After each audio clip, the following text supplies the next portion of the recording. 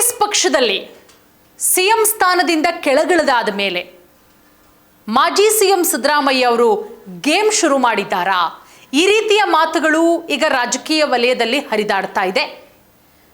ಡಿ.ಕೆ. ಶಿವಕುಮಾರ್ ಅವರು ಸಿಎಂ ಆಗಿ ಪದಗ್ರಹಣ ಎಲ್ಲ ಆದ ಮೇಲೆ 2 ದಿನಕ್ಕೆ ಏನೆಲ್ಲ ಹೈಡ್ರಾಮಗಳು ಕ್ರಿಯೇಟ್ ಆಯಿತು ಗೊತ್ತು.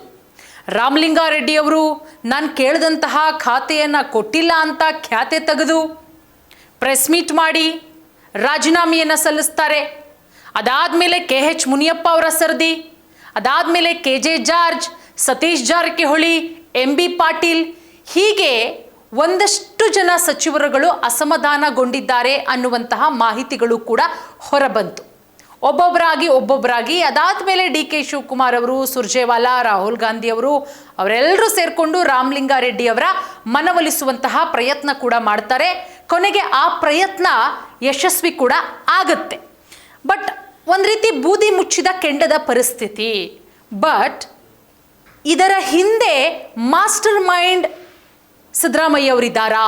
ಈ ರೀತಿಯ ಚರ್ಚೆಗಳು, ಮಾತುಗಳು ಈಗ ರಾಜಕೀಯ ವಲಯದಲ್ಲಿ ಹರಿದಾಡ್ತಾ ಇರೋದು.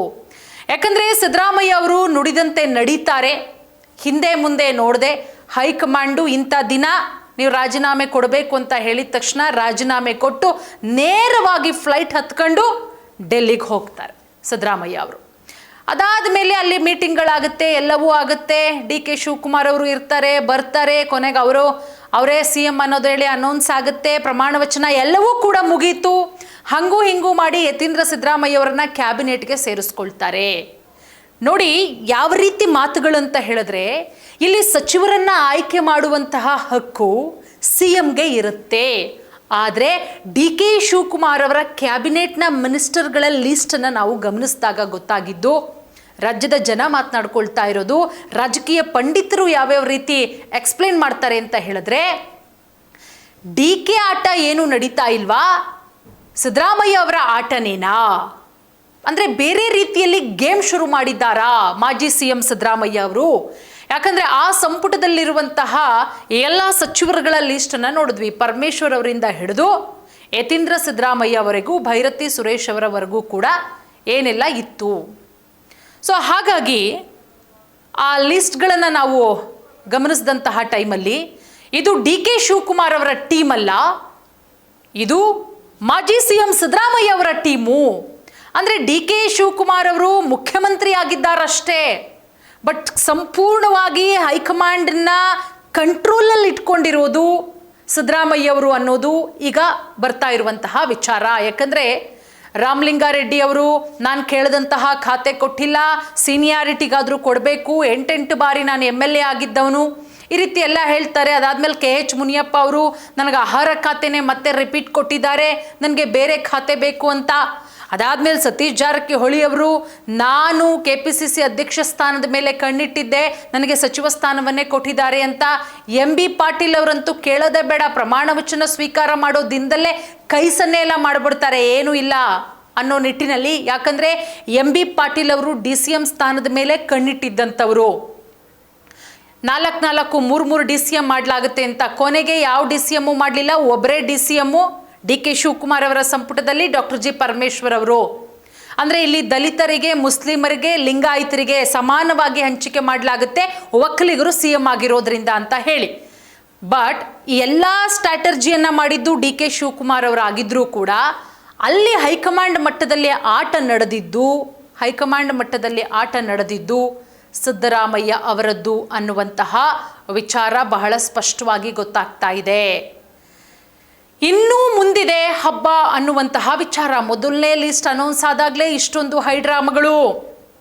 ಇನ್ನು 2ನೇ ಲಿಸ್ಟು ಈ ಜೂನ್ 18ರ ನಂತರ 2ನೇ ಲಿಸ್ಟ್ ಅನೌನ್ಸ್ ಆಗುತ್ತೆ, ಆಗ ಇದೇ ಹಬ್ಬ ಅನ್ನುವಂತಹ ವಿಚಾರಗಳು ಕೂಡ ಹರಿದಾಡ್ತಾ ಇದೆ. 2ನೇ ಲಿಸ್ಟಲ್ಲಿ 40ರಿಂದ 50 ಜನ ಸಚಿವ ಸ್ಥಾನ ನಮಗೆ ಬೇಕು ಅನ್ನುವ ಆಕಾಂಕ್ಷಿಗಳ ದೊಡ್ಡ ಲಿಸ್ಟೇ ಇದೆ. ಆದರೆ 20 ಯಾರಿಗೆ 15 ಸ್ಥಾನ ಕೊಡ್ತಾರಾ, 20 ಕೊಡ್ತಾರಾ ಗೊತ್ತಿಲ್ಲ. 20 ಅಂತೂ ಖಾಲಿ ಇದೆ.